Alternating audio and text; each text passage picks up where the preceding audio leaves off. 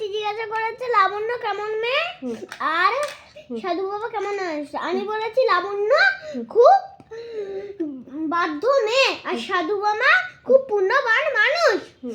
আর তারপরে সবাইকে জিজ্ঞাসা করলো আর আমি শুধু সবাইকে বললো কি সবসময় বিদ্যালয়ে হাতে রাখতে হয়। আমি হাত তুলে বললাম এরকম করে বললাম পাঠ্য বই। কে বলেছে তোকে পাঠ্য বই সাথে রাখতে হয়?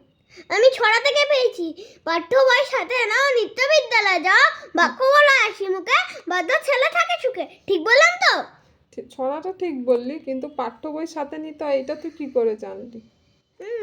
ঠিক জানলাম। হ্যাঁ আমাদের কথা রাখতে হয় স্কুলে। ও, ওদের রাখতে হয় বলে তোকেও রাখতে হয়? মানে ওই ছড়াটার বলেছে বলে তুই তো স্কুলে টিফিন কারি জলের বোতল এগুলো তো সব নিয়ে যাস। তাহলে সব নিয়ে যাই তো আমি। তাহলে বলতে তো পারতিস বিদ্যালয়ে টিফিন কারি নিয়ে যেতে হয়, জলের বোতল নিতে হয়, পাঠ্য বইটা কেন বললি? পাঠ্য মানে জানো না পড়ার বই। ও বলেছে কি সব সময় সাথে নিতে হয়। আমি ওইসব জিজ্ঞাসা করিনি, ওইসব বললে এরকম